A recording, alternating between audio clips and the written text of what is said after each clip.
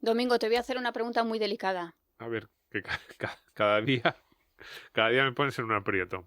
Además, hoy parece que voy disfrazada, llevo Hello Kitties y entonces parece que soy muy dulce, pero no. Llevas Hello. Esto es verdad, ¿eh? O sea, no es una... No es retórica, es cierto que lleva ropa de Hello Kitty, Richard. Bien. ¿Estás a favor o en contra de la mascarilla? Estoy muy en contra. Yo también. ¿Y del pasaporte COVID? También bastante en contra. Yo a favor.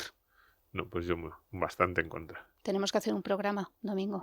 Ahí sí que nos metemos en un lío de los gordos, pero ¿No? lo vamos a pensar. Claro, lo mismo nos quedamos sin amigos, sin trabajo, sin familia. Sin muchas cosas. ¿Qué tal? ¿Cómo estáis? Bienvenidos a Economía para quedarte sin amigos.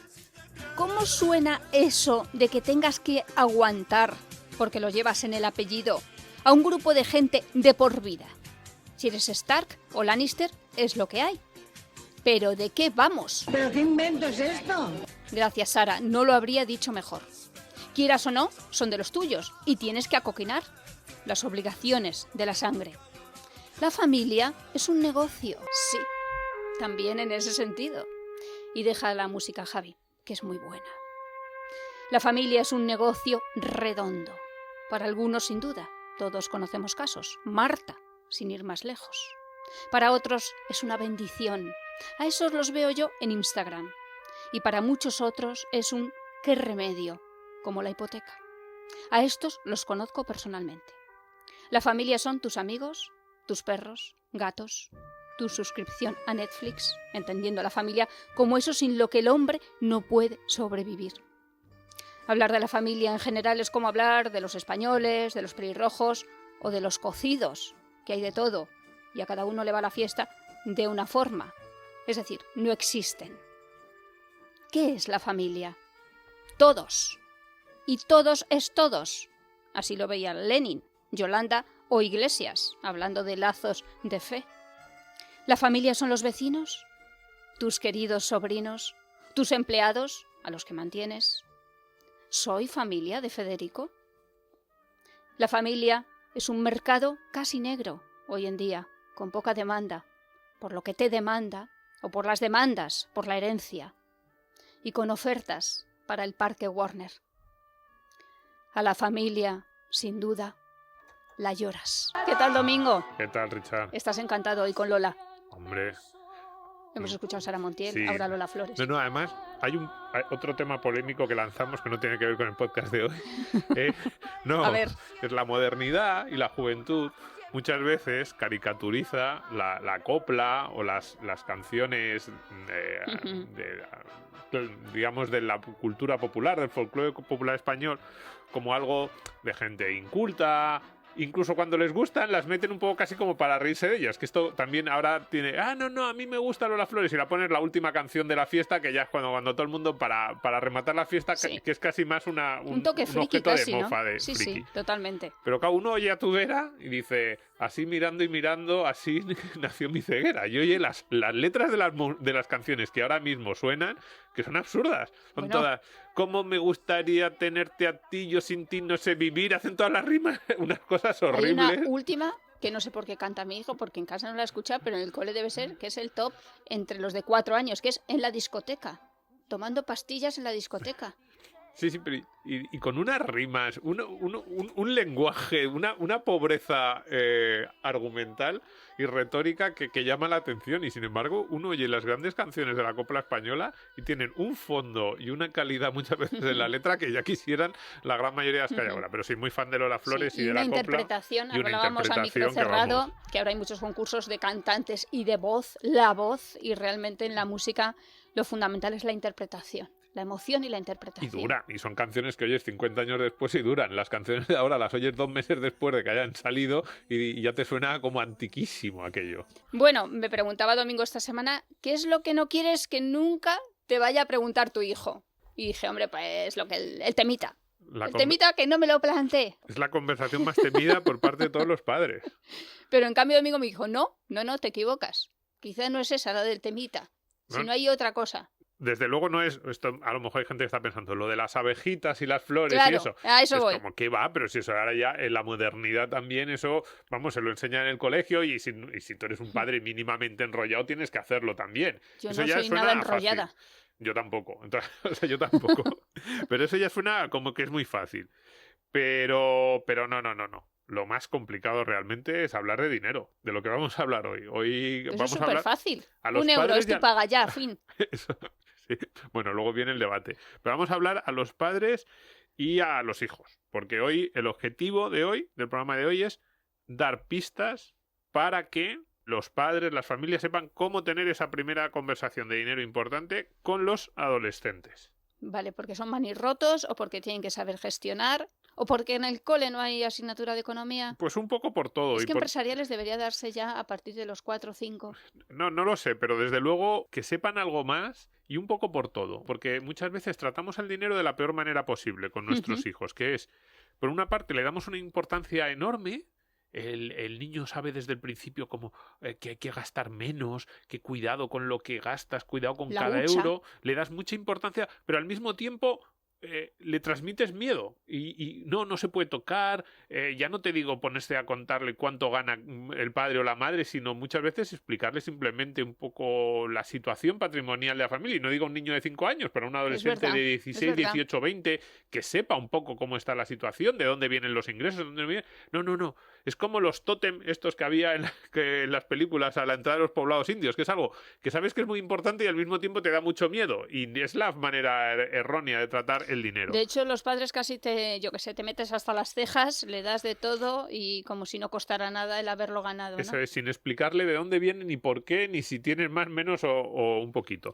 Así Bien. que hoy sí, hoy le vamos a decir a los padres que llamen al niño, a ese chico de 16, 17, 18 años y le digan, ven que te voy a poner un podcast de economía que tienes que escuchar. Y también nos Mientras imaginamos... vamos al centro comercial a comprarte unos Levis, vas Sí. a escuchar también este podcast. Y nos imaginamos al niño de 17 años que me está mirando a su padre con una cara de eres muy marciano. Eso es. Esto- ¿Quiénes son estos que no me ponen la canción de la discoteca? Esta gente que está poniendo a Lola Flores, pero sí, es el espíritu del programa es ese, cada semana fastidiar a un grupo poblacional y hoy vamos con los adolescentes a los que hasta ahora no nos habíamos metido directamente, hoy vamos a por ellos, así te aguantas, te sientas en el coche con tu padre y no solo le aguantas a él, sino que nos aguantas a nosotros durante una próxima hora que vamos a hablar de temas de dinero que creemos que te pueden interesar.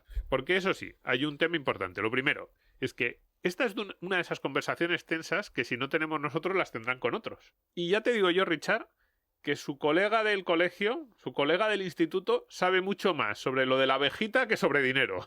¡Hombre! Y sobre temas de cómo ahorrar y cómo invertir. Así que si tienen que tener con el colega del instituto una de las dos conversaciones, que tengan la de la abejita, que esa seguro que se la sabe perfectamente. En segundo lugar, porque los padres, yo soy un padre antiguo, y sigo pensando que los padres tenemos que dirigir de forma silenciosa su formación en esos temas. Hay que empujarles un poquito. Esto de decir, no, que él aprenda por sí mismo. Hombre, sí, que aprenda por sí mismo, pero los empujoncitos para que vayan yendo en una dirección, en parte deben ser nuestros. Y eso sí, vamos a ponerle un caramelito a los padres y a los hijos que quieran escuchar este programa, y es que al final les vamos a dar un mensaje que creo que les puede gustar. A los padres que escuchan este programa, que entendemos que serán así un poco como nosotros, tirando a viejunos y no especialmente de izquierdas, yo intuyo, a ver si hay alguno encantado de que lo esté escuchando, pero les vamos a dar un consejo para evitar que su hijo le salga podemita con 18 años. Sobre todo a esos padres que tienen Creo que hijos va a de ser inevitable. esos padres que tienen hijos de 4 o 5 años y que dicen, ay, mi niño o mi niña, qué guapa es, y ay, se me hará podemita con 16, 18, 20 años. Consejo para evitar que eso ocurra. Pues el consejo es que te hagas tu podemita, porque los hijos no quieren ser igual que los padres. Vamos a dar otro. Sí. Buen consejo para intentar evitarlo, para poner barreras a esa tendencia habitual. Y a los hijos les vamos a decir cómo tener dinero, pero dinero del de verdad a una edad bastante temprana y sin dar un palo al agua, que esto también les gusta, decir, oye, bueno, algún palo, pero poco.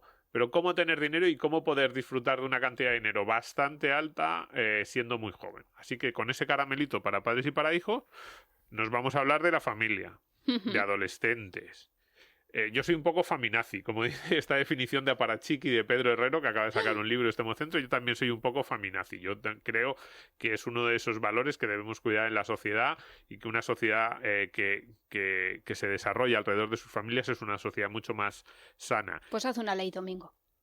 Obliga a todo el mundo. Bueno, en realidad es quitar leyes, porque yo creo que las familias crecen cuando no hay leyes y van deteriorándose cuando tratamos de legislarlas mucho.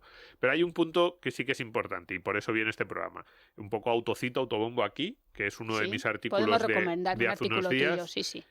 Un cuento que yo decía, un artículo en el que se llamaba Las cuentas reales y completas de la paternidad, y me preguntaba, ¿sale rentable tener un hijo? Pues ¿y te contestabas? Pues me contestaba que sí, sale rentable. Y además eso es lo que vamos a defender en el programa de hoy. Vamos a ampliar un poco los argumentos que dábamos en ese artículo, también con esas partes dirigidas a los adolescentes, y lo traemos al programa porque es quizás el artículo más retuiteado, comentado, elogiado también. La verdad es que la mayoría de la gente me ha escrito para decirme que les había gustado. ¿Y tienen familia? Sí, casi todos ellos con familia. Entonces, por eso mismo hemos dicho, bueno, pues vamos a ampliar un poco los argumentos que damos en ese artículo y vamos a decir que sí. ¿Sale rentable tener hijos? Le vamos a decir a los hijos adolescentes que están ya diciendo, ¿pero qué me estás contando este señor viejuno? Que sale que rentable. Vaya a su pueblo y monte allí una comuna de familias y nos deje a nosotros. Que las nos deje a ciudades, nosotros, pues les vamos solitarios. a lanzar mensajes a esos adolescentes, que sale rentable, evidentemente, tener padres y tener esa familia en la Pero que están. si no queremos, pues no queremos. Incluso, déjanos en paz. Incluso aunque ahora estén pensando, ¿pero qué me estás contando? Y vamos a darles pistas a casi todos los miembros de la familia, para manejar un poquito más su dinero, y también yo creo que casi las relaciones entre ellos. ¿Cómo le gusta a Domingo? Fíjate, ya no es como el tío Gelito el dinero, sino el dinero de los demás. ¿Cómo te gusta aconsejar a ti sobre cómo tienen que gestionar los demás el dinero? La verdad es que eso me gusta bastante, sí. Qué versátil era Lola Flores, ¿eh? Sí, podía cantar a tu vera, podía cantar la zarzamora y podía cantar que te coma el tigre. Me meto en el río, me salgo del río, me meto en mi casa, se sale el tigre del río, se mete en mi casa el tigre. Impresionante. Sí, a mí me gustan más las clásicas. A mí me gustan más las de señora viejuna, de A tu vera y Pena, penita, pena. Pero sí. Y bueno, y estas canciones así un poco más divertidas también eran mucho más graciosas que las canciones teóricamente cómicas actuales. Bueno, ¿por dónde empezamos? Cogemos al adolescente y ¿qué es lo primero que le tenemos que decir? Pues mira, lo primero que yo digo en algunos cursos, en algunas clases que doy para adolescentes es: ¿cuánto cuesta tu vida? Deja de quejarte tanto y piensa, ¿cuánto cuestas? Y muchas veces me dicen, a mí me dan de paga 50 euros al mes. Los estás imitando, tú verás.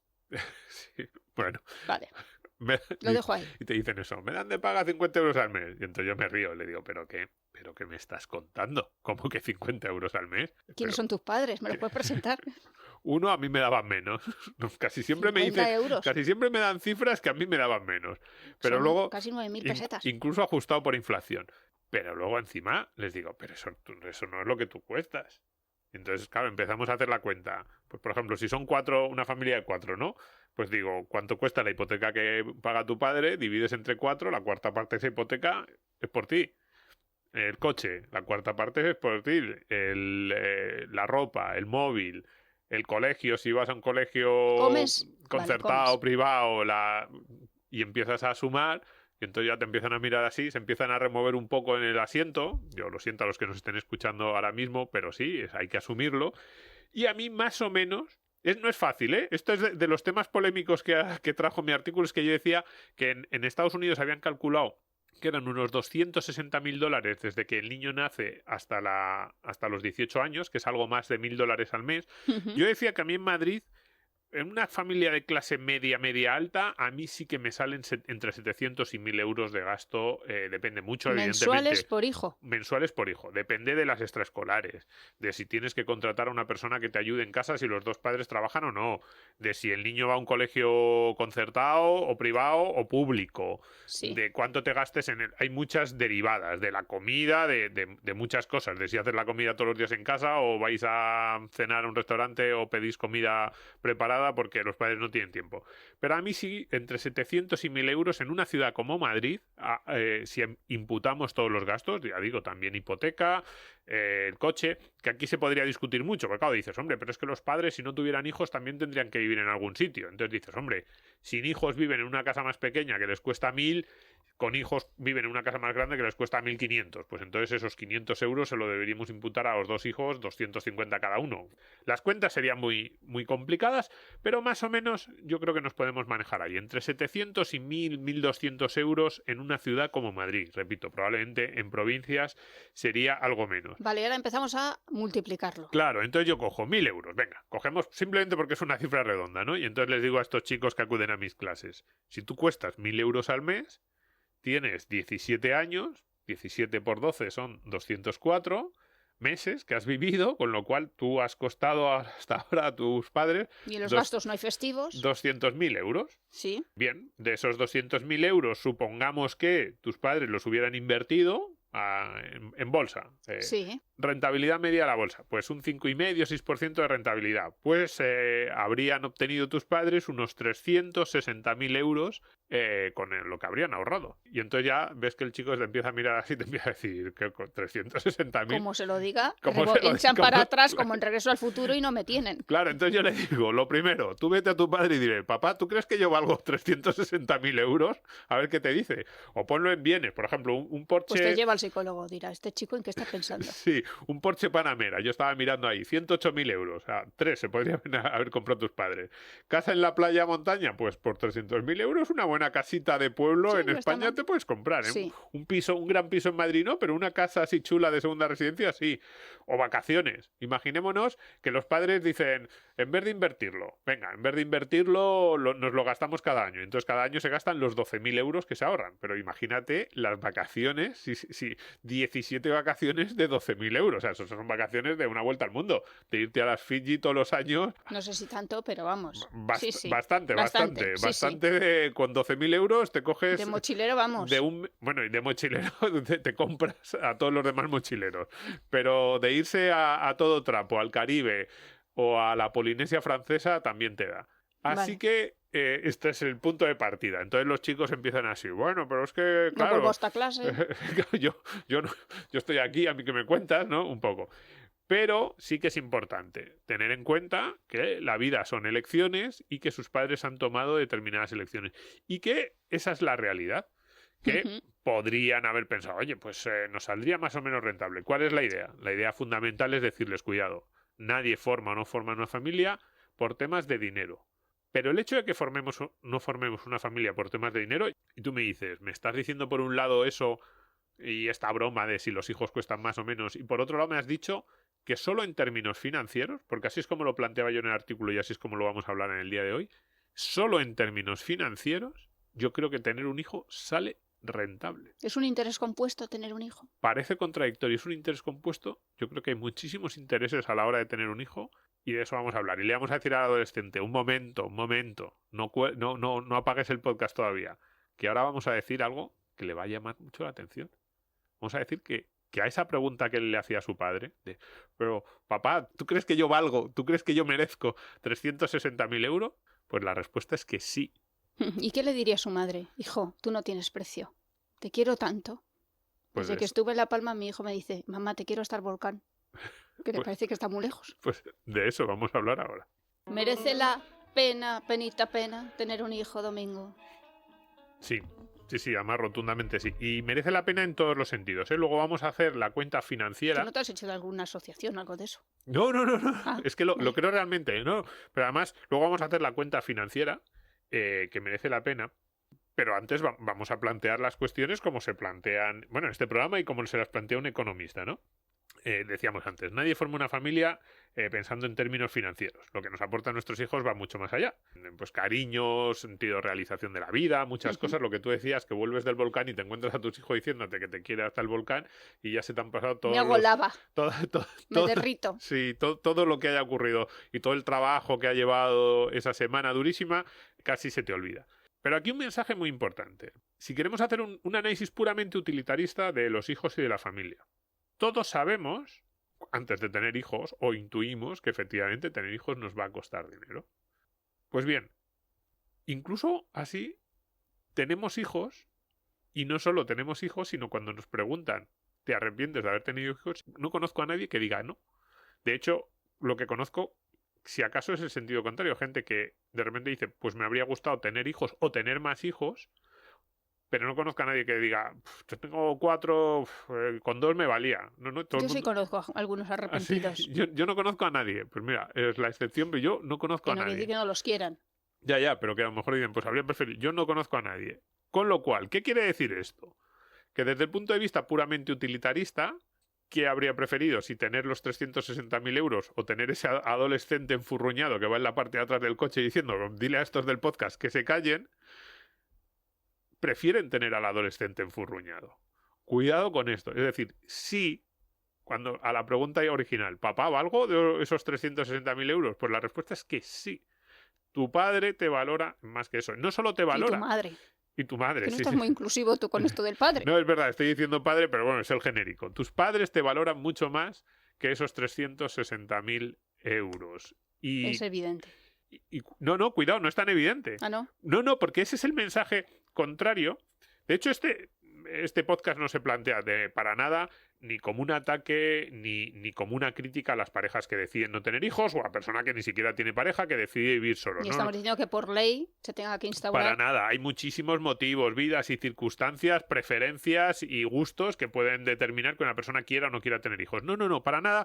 Además, lo digo sinceramente, yo tengo muchísimos amigos familiares que por las razones que sean, pues desde oportunidad hasta, pues eso, que a lo mejor el querían tiempo tener pasa muy rápido. más libertad Sí, sí. o la razón que fuera, decidieron no tener hijos. Este podcast no va de eso, pero sí va de desmontar una narrativa. Hay una narrativa en nuestra sociedad relativamente habitual Sí. que dice, tener hijos es una renuncia a.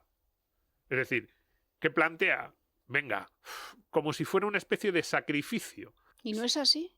Aunque sean los primeros años.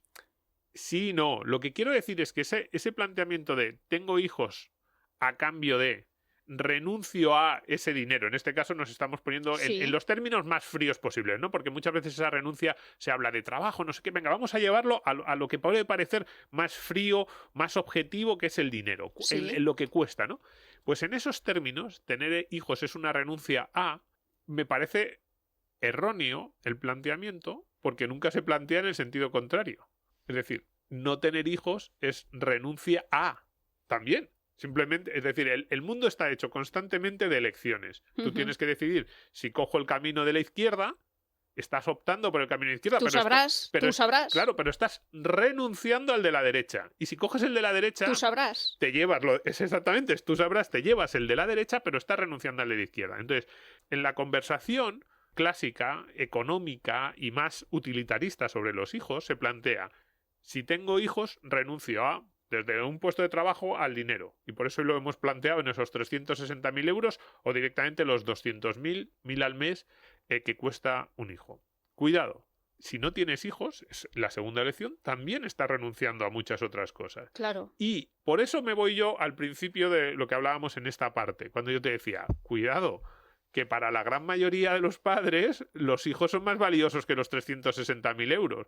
Así que en términos puramente económicos, no tengo yo nada claro si el que decide no tener hijos no está renunciando a algo mejor, a un bien superior, a un bien más valioso, a un bien que cuesta más, de los que pagaríamos más que el que decide tenerlos. El que decide no tener hijos tiene los 360.000 euros, que se los ha gastado en el Porsche Panamera o en la casa, en la segunda vivienda.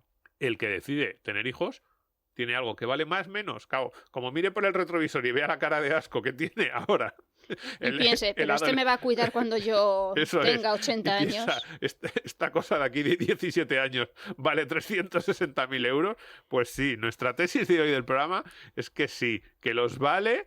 Y no solo eso, ahora en la siguiente parte vamos a explicar cómo los vale desde un punto de vista puramente coste, sino también por lo que hará por nosotros, esperamos que lo haga en los próximos años. A mí me gusta porque España tiene cosas en común, por ejemplo, con Estados Unidos. Es decir, al final, en todos los sitios cuecen habas.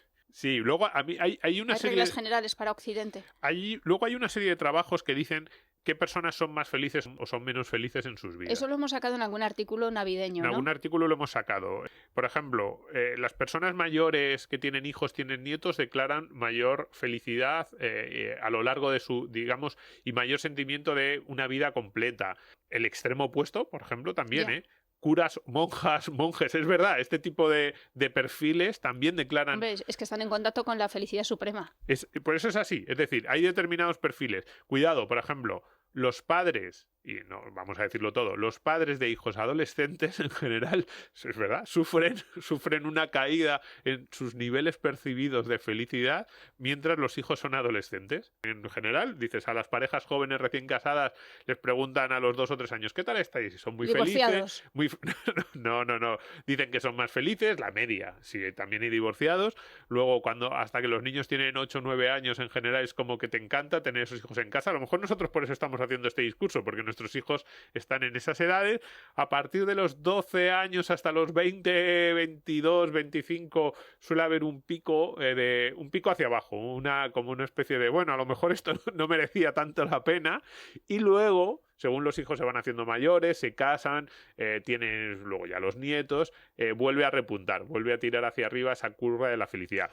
Yo estas cosas las pongo siempre entre comillas. Es que al final son apreciaciones subjetivas. Exactamente. De cada momento. No dejan de ser encuestas, Claro. no dejan de ser muchas cosas que yo lo pongo muy entre comillas. Yo no creo que sea la lógica esa. Yo creo que la lógica de tener hijos o no en ese punto utilitarista, que yo ya digo que es una aproximación que a mí me resulta un poco extraña, pero que, como muchas veces es la que se hace en la sociedad, yo digo, un momento, si vamos a hacer la aproximación utilitarista, hagámosla de verdad.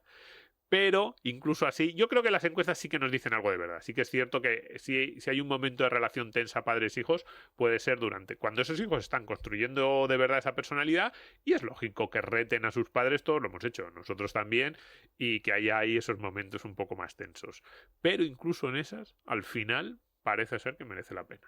Pues a ver, Domingo, vamos a seguir echando cuentas, ¿no? Echábamos un tipo de cuentas, si merece o no la pena tener hijos, ya vemos lo que te cuesta a tu hijo, pero ahora echamos otro tipo de números. Ahora sí que nos ponemos en un punto de vista financiero puro. Es decir, lo primero hemos dicho cuánto cuesta, Sí. 200.000 o esos 360.000 si lo hubiéramos invertido. Lo segundo decimos, si vamos a poner ese dinero en términos de bienes, Porsche, chalet, no sé qué, vamos a ver qué felicidad o qué beneficios nos aporta tener un hijo. Y resulta que la gran mayoría de los padres acaban pensando si me aporta más. Es decir, en términos puramente crematísticos de decir qué vale más, un Porsche o un hijo, aunque nos parezca raro a veces mirándole, Eso es, no le mato, venga. preferimos el hijo al Porsche. Es decir, nos aporta más cosas. El Porsche nos aporta pues que velocidad, vamos ahí por la carretera y la gente nos mira con envidia, y el hijo nos aporta otras cosas que parece ser que todos los padres valoran más. La gente no te mira con envidia.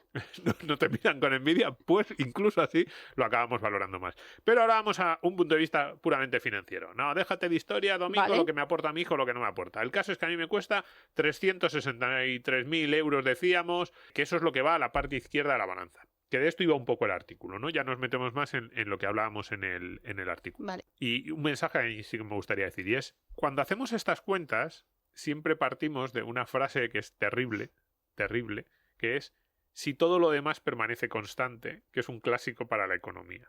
Es decir, si tú hubieras tenido exactamente la misma vida sin hijos que con hijos, ¿cómo hacemos estas cuentas? Decimos, ¿cuánto cuestan los hijos? Y eso es un extra, eso es lo que habrías perdido en términos financieros. ¿Por qué digo que es un error y es terrible? Porque los economistas nos cuesta mucho admitir una evidencia, y es que las cosas no son constantes.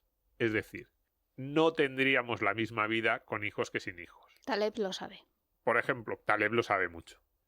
No, es el tipo de escritor que dice, Claro. cuidado, si tú tienes hijos, a lo mejor dejas de hacer determinados gastos. Si no tienes hijos, como tienes más libertad financiera o tienes menos responsabilidades, pues te das un caprichito. Entonces las vacaciones de verano no serían las mismas con hijos que sin hijos. El cuidado que tú haces de tus cuentas personales no sería igual con hijos que sin hijos. Los caprichos que te darías no son iguales con hijos que sin hijos. Con lo cual, esos 363.000 euros, que para alcanzarlos habría que invertirlos, lo que habría que hacer es ahorrar, ser muy, muy constante y ser muy paciente y muy concienzudo a la hora de gestionar ese dinero. Tendrías, uno, que no gastártelos y luego que invertirlos bien. Y a mí me da que esto, a los 18 años después coges a la pareja que ha dicho, venga, yo voy a tener hijos, y a la que no, y les dices a los que no, ¿dónde están los 363.000 euros? Y te miran con cara de, bueno, es que al final no nos hemos invertido tanto, porque es que si una vacación, que si un coche un poquito mejor, o que si hemos gastado un poquito más en el alquiler porque nos hemos ido a Malasaña en vez de quedarnos en un barrio un poquito más feo.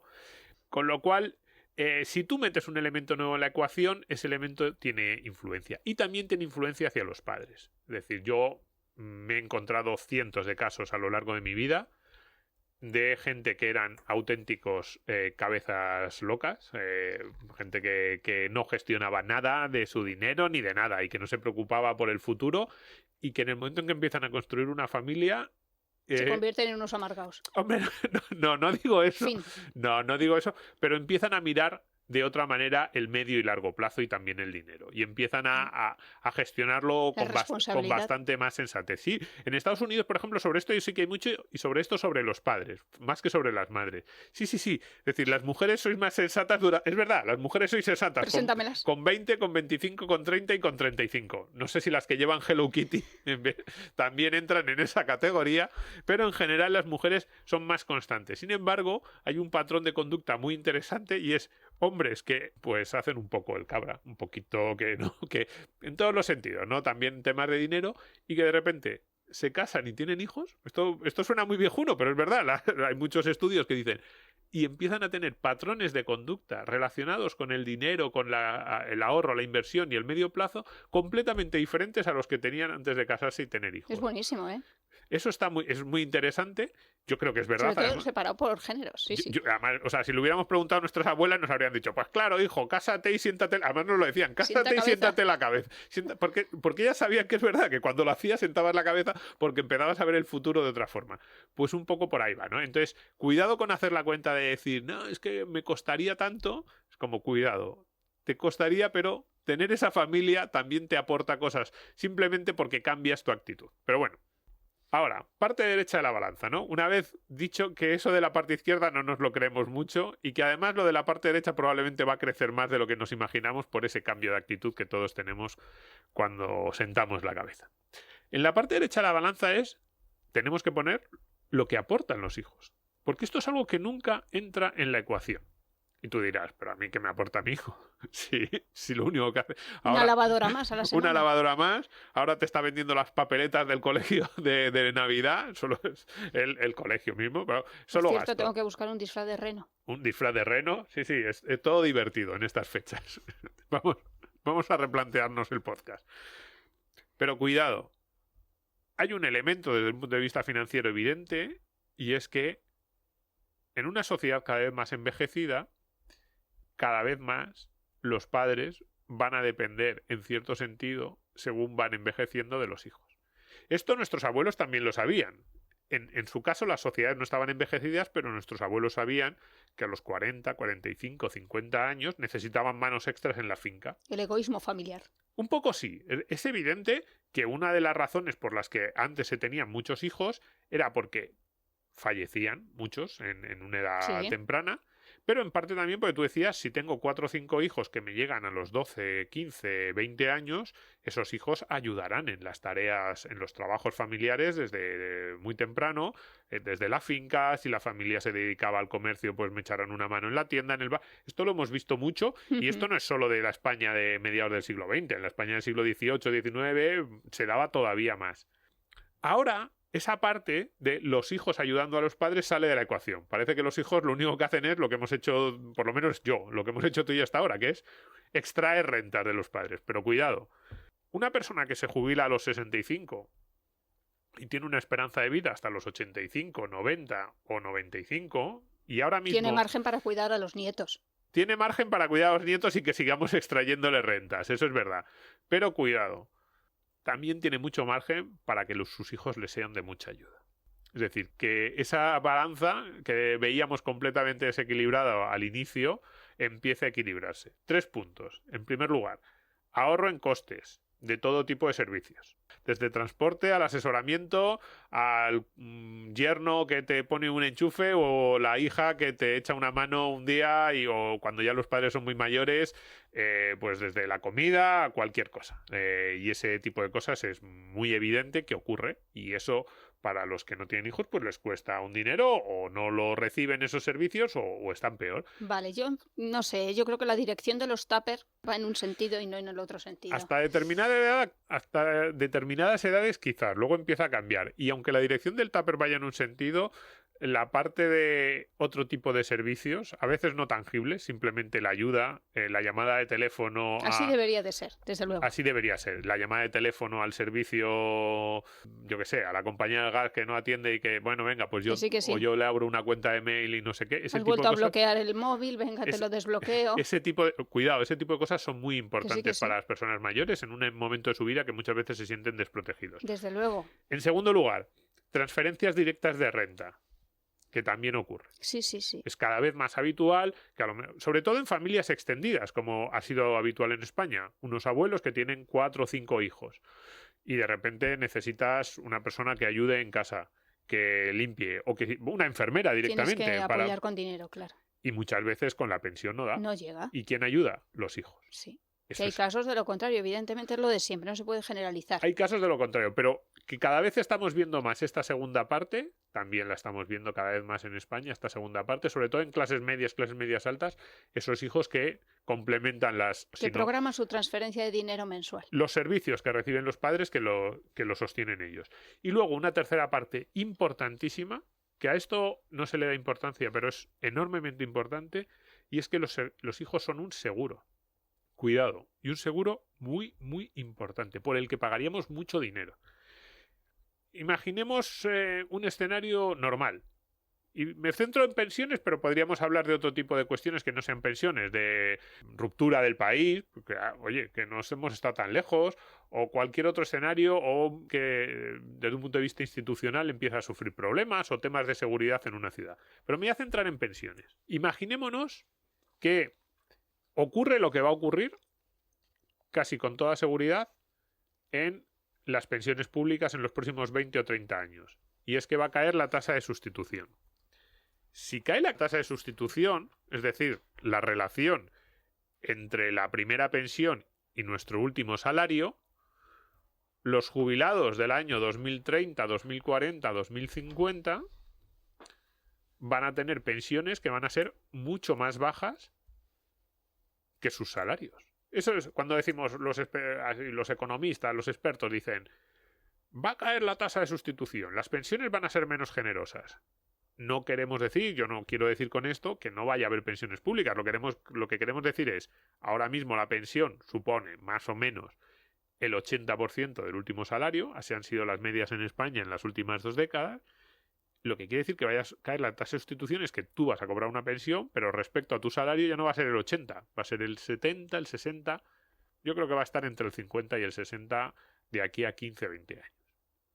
Y eso para una pensión normal. Si hablamos de pensiones a lo mejor de personas que tienen carreras laborales con más interrupciones o que no han llegado al periodo mínimo de cotización, pues va a haber problemas. O personas que se quieran jubilar antes de los 67 y, bueno, 67 que está ahora. Luego nos vamos a ir a los 70 o 72. Sí. Personas a lo mejor que se quieren jubilar antes, pues no es fácil con la pensión pública que se les va a ofrecer.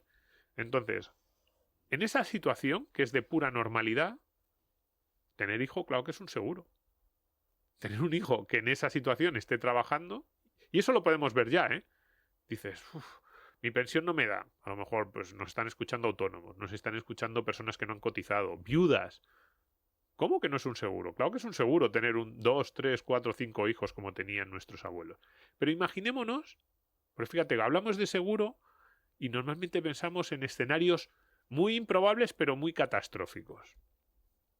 Imaginemos un escenario improbable, yo creo que es improbable, pero no imposible, pero sí catastrófico.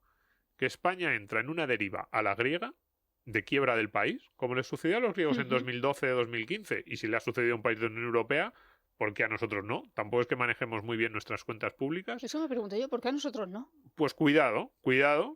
O imaginemos un escenario todavía más catastrófico, a la venezolana. Que decimos, no, eso no va a ocurrir. También lo pensaban los venezolanos, que en su país no ocurriría. Y han visto caer su PIB per cápita más del 80%, probablemente más. Probablemente ya estemos en términos de caída del PIB per cápita cercanos al 90%.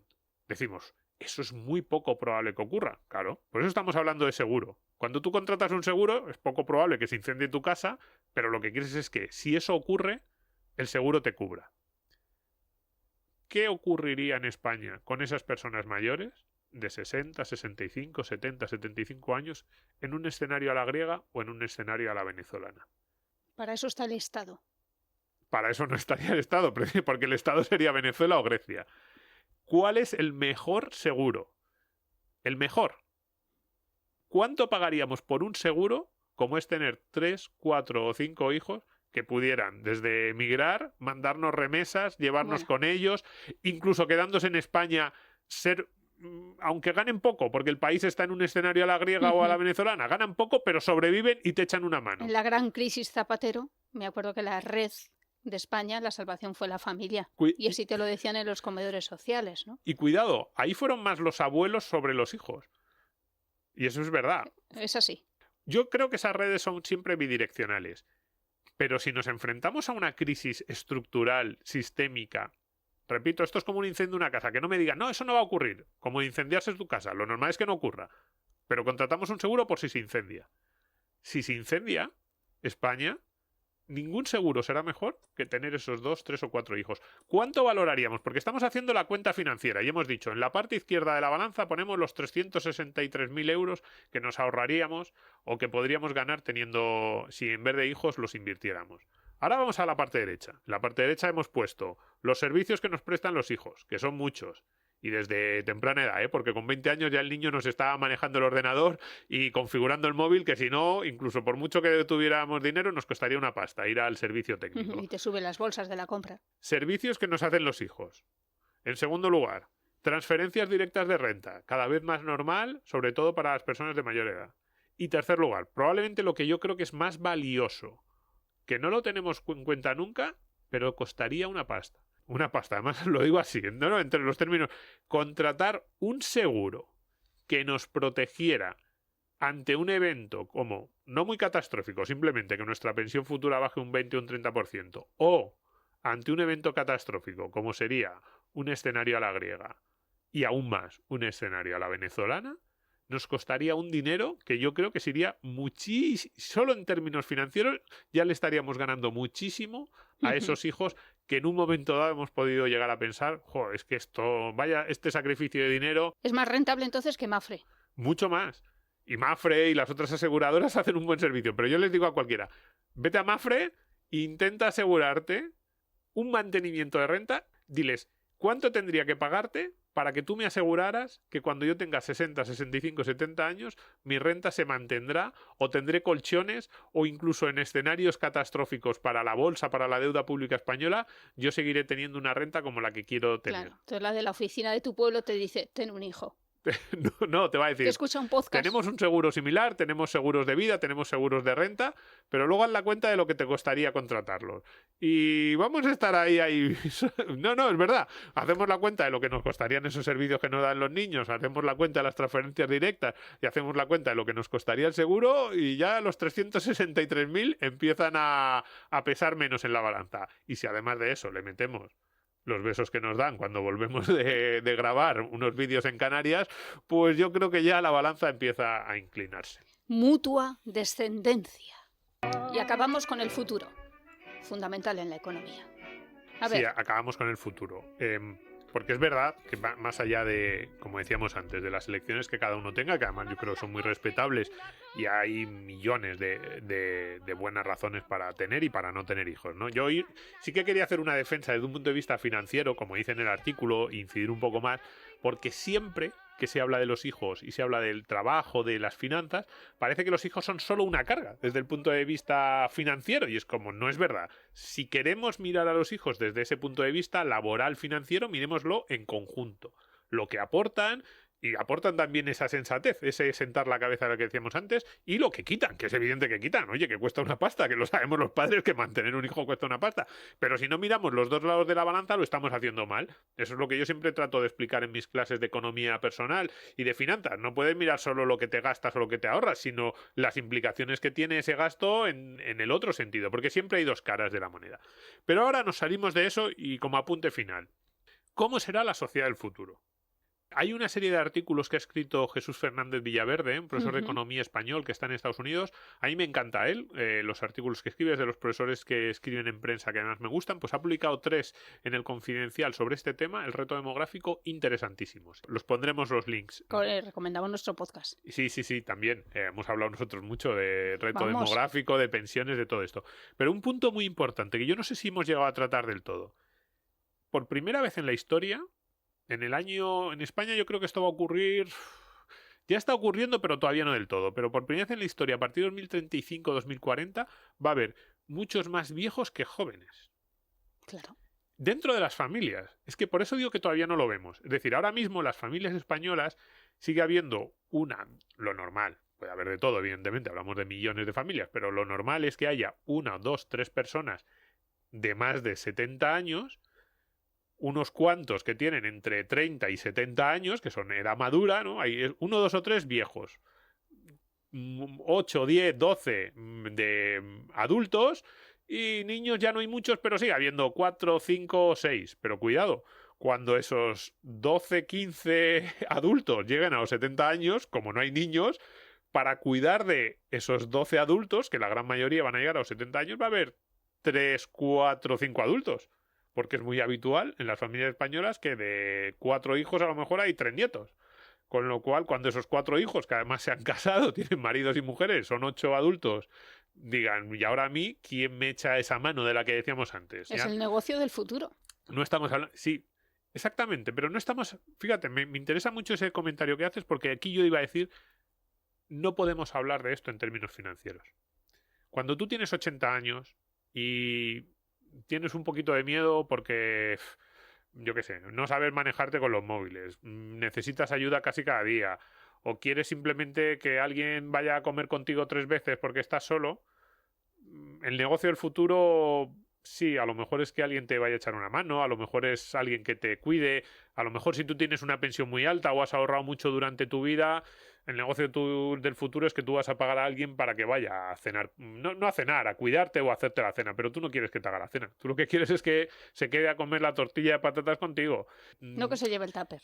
No, y que te conozca y que recordéis las cosas que hacéis 40 años antes, tu hijo, tu sobrino.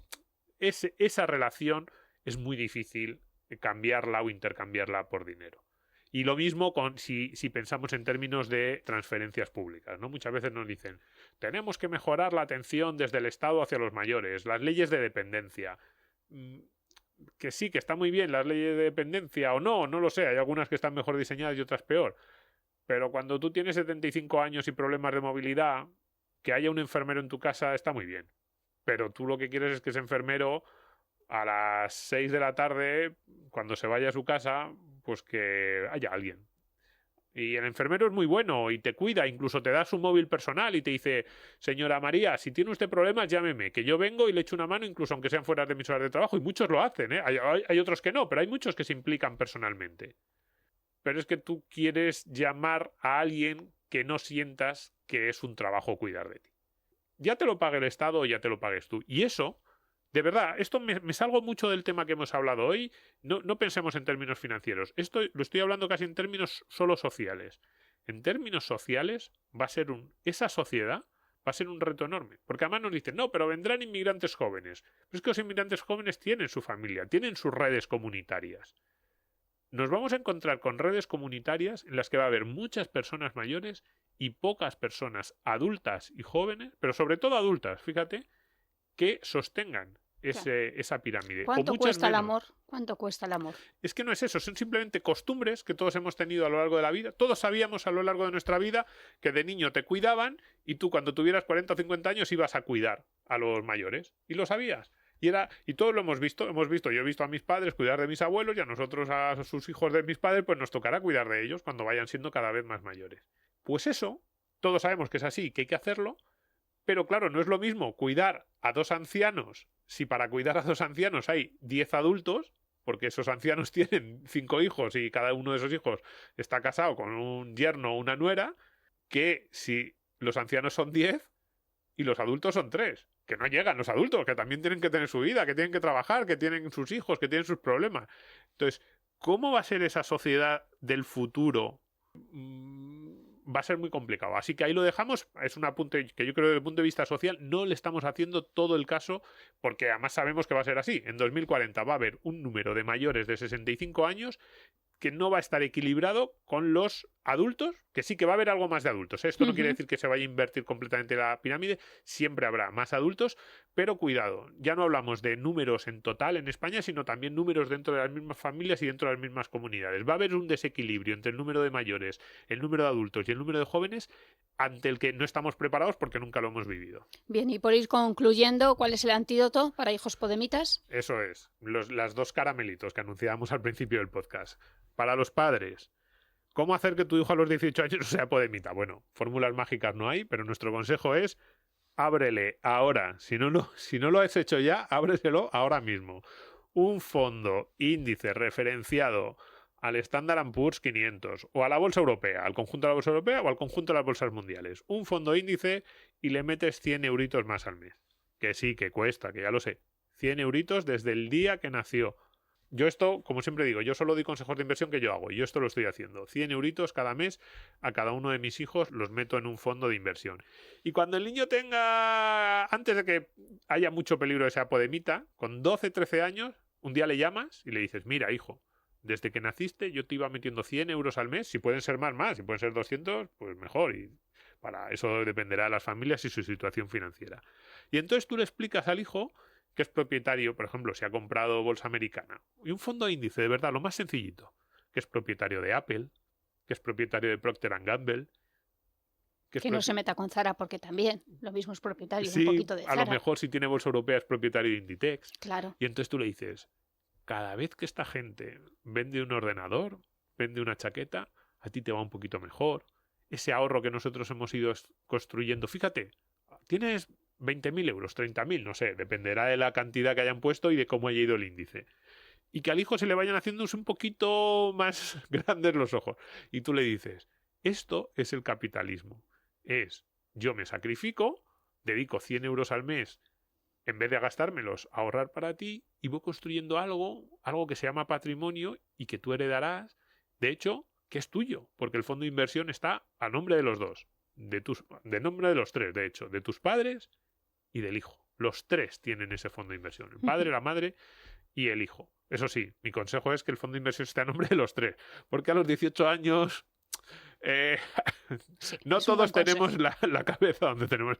Entonces, que requiera la firma de los 3. Yo siempre lo digo, mejor que firmen los 3. Oye, que el hijo con 18 años es muy sensato y quiere gastarse el dinero ahorrado en ir a una mejor universidad, pues ya está, firman los 3. Que no, pues bueno, hasta los 25 mejor no lo tocamos. No, pero eso sí, más allá de bromas, enseñarle a los hijos que ese patrimonio acumulado, cómo se ha ido construyendo en bolsa financieramente poquito a poco y qué les parte y qué les propietario de esas empresas, me parece, si tú se lo vas explicando desde los 12 o 13 años, es una de las mejores maneras que él vea de forma práctica lo que aquí hablamos muchas veces, liberalismo, capitalismo, orden espontáneo, mercado, las empresas, lo que aportan, lo que no aportan. Lo va a ver mucho más claro que si le dices que se lea Hayek, que bueno, sí, eso ya llegará, pero muchísimo más claro. Así que vale. Y mi último consejo punto, es ese. para acabar. Y para los hijos. Dirán, pero a mí me habías dicho que me ibas a prometer cómo vivir sin trabajar. Pues bien. Pero es que eso es un mal consejo, Domingo. No, además nos encanta el trabajo. Lo El primero que le vamos a decir a los hijos es es, súper importante. Busca un trabajo que te guste. Lo que quizás este consejo, más de vivir sin trabajar, es lo mucho que te podría ayudar este consejo para buscar el trabajo que más te guste. Vale. Para buscar ese trabajo... dilatar en el tiempo, el ponerte a currar. Ni siquiera dilatar, sino buscarlo con más libertad y con una red de seguridad. Vale, es otra forma de verlo, ¿vale? ¿Y cuál es la red de seguridad? Ese fondo que te ha hecho tu padre. Si todos los Empezarás meses... a trabajar a los 43. No, si todos los meses tu padre ha invertido 100 euros al mes y le ha sacado la rentabilidad media en bolsa histórica, Sí. a los 18 años tú tendrás 40, 42.000, 45.000 euros. Si tú sigues el ejemplo de tu padre y te pones a trabajar con 18 años, por ejemplo, incluso aunque estés estudiando, trabajos de estudiante, de media jornada, y de lo que saques de ese trabajo de media jornada añades 200 euros más, a los 35 años puedes llegar a tener 220.000 euros. Y a los 40, alrededor de 400.000. Qué maravilla. Con rentabilidad histórica de bolsa. No estamos haciendo nada locuras. Rentabilidad. Entonces lo que yo le digo a los hijos es, fijaos en ese fondo que han abierto vuestros padres, fijaos lo que vuestros padres han renunciado en esos, que no es mucho, pero bueno, oye, 100 euros al mes no está mal. Y pensad, ¿y si yo renuncio pequeñas cositas de ese sueldo que empiezo a tener? De hecho, mi consejo no es que no trabajen, sino que con 18 o 19 años empiecen a ver lo que es el mercado laboral. Y hablo ahora aquí más para los estudiantes, porque los que no son estudiantes pues ya lo estarán buscando, Sí. pero los que son estudiantes con esos pequeños trabajos de estudiante, de universitario. Que lo empiecen a mirar y que empiecen a ahorrar pequeñas cantidades de lo que les paguen. Y, repito, con 35 o 40 años podrán tener cantidades de dinero que ni se imaginan, patrimonio suyo, y tendrán una libertad brutal para decidir a lo largo del resto de su vida qué es lo que quieren hacer. Y podrán ser podemitas. Porque anda que Incluso Yolanda haría... de hecho, probablemente si con 35 Y años tendrán tienen un ese chalet en dinero, Galapagar y serán podemitas. pues serán podemitas, porque los podemitas que son gente con mucho dinero y mucho tiempo libre para pensar, pues a lo mejor sí, a lo mejor con 18 años no lo son, y con 35 cuando tengan medio millón de euros dicen, Alberto pues Garzón, me voy a se hacer, casarán. claro, me voy a hacer claro. de izquierda, me voy a Nueva Zelanda de luna de miel, pues es posible. Pues hasta aquí hemos llegado una semana más. Gracias, Domingo. Gracias a todos por Gracias, estar Richard. ahí. En fin, ¿por qué no tenemos hijos? Es una pregunta que nos hemos hecho. Yo recomiendo los podcasts. Cada vez tenemos más claro que no tenemos hijos no por dinero, que tampoco tenemos hijos por dinero, sino que los tenemos por otro tipo de razones. Porque no queremos. Por eso este podcast, en esa retórica habitual, de decirle a la gente, en esa pregunta clásica de ¿merece la pena? La mía es sí, en términos sentimentales, pero también en financieros. Vale, dejo la anécdota que iba a contar de Domingo para el inicio del siguiente podcast. Me da miedo. ¿En qué se parece Domingo y Sheldon Cooper? Ya sabes por dónde voy. Creo que sí. Sí, ¿verdad? Lo dejamos ahí. Ahí se queda. Un cebo. Hemos hecho un cebo en este programa. Bueno, que estamos en Twitter, @SorianoDomingo, @nrichard, y que colgaremos nuestro programa en todas las plataformas de podcast y también en nuestro querido periódico Libertad Digital y nuestra amada radio Es Radio. Lo dicho, que gracias por estar ahí y cada vez más, yo no sé qué hacéis, o sea, no sé si es que no entendéis el significado del título de este programa, pero bueno, allá vosotros, y que abrazos a repartir.